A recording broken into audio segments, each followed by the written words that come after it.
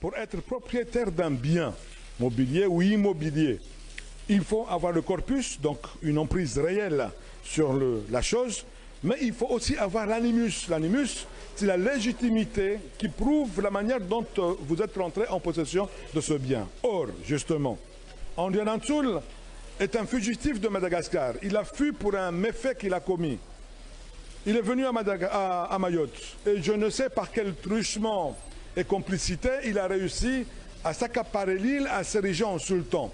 Mais il n'était pas légitime. Et d'ailleurs, il y a des courriers, notamment de Said Hamza Donjon, qui a protesté auprès de la France et de Louis-Philippe, me semble-t-il, pour dénoncer la vente qui aurait été faite en 1841 par Andianantoul parce qu'il n'était pas le propriétaire. Que dès lors, quand vous achetez un bien à un voleur, c'est du recel. Vous ne pouvez pas être acquéreur légalement d'un bien qui a été vendu par un voleur.